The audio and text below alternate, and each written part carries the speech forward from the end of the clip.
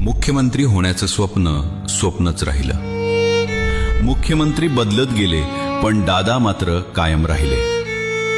उपमुख्यमंत्री अजितदादां राजकारणाचा अफाट अनुभव, सकाळी 6 वाजल्यापासून कामाची शिस्त, निर्णय घेण्याची क्षमता असूनही तब्बल 6 वेळा मुख्यमंत्री पदानं अजितदादांना हुलकावणी दिली। प्रत्येक वेळी वाटायचं यावेळी दादाच मुख्यमंत्री। राजकारण तापायचं, समीकरणं बदलायची आणि शेवटी अजितदादा उपमुख्यमंत्री पदाची शपथ घ्यायचे। हे एकदा दोनदा नाही तर तब्बल 6 वेळा घडलं।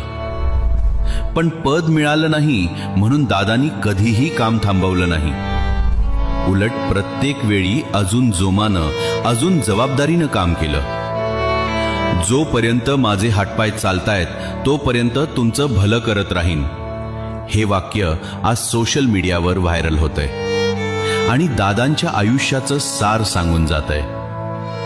अजित पवार यांनी महाराष्ट्राचे अर्थमंत्री म्हणून किमान 11 वेळा बजेट सादर केलं। यावरूनच राज्याच्या राजकारणातील त्यांचं महत्त्व किती मोठं होतं हे दिसून येतं।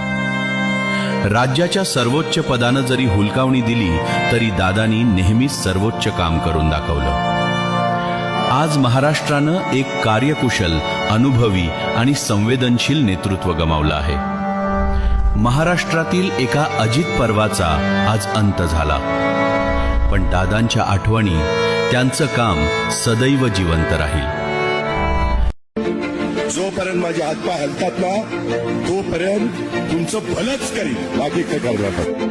मी काम करून दाखवलं, मी कामाचा माणूस आहे, मी कामाचाच माणूस आहे। पण कुणीतरी स्वतःला फार मोठ्या बापाचा समजला तर आम्ही पण मोठ्या काकाचा पुतणे आहे। तुझ्या बापापेक्षा माझा काका लय मोठा आहे। कसा आहेस तू? बरा आहेस का? काही अडचण आहे का? मला येऊन भेट। आणि या ठिकाणी थांबतो। जय हिंद, जय महाराष्ट्र, जय राष्ट्रवादी।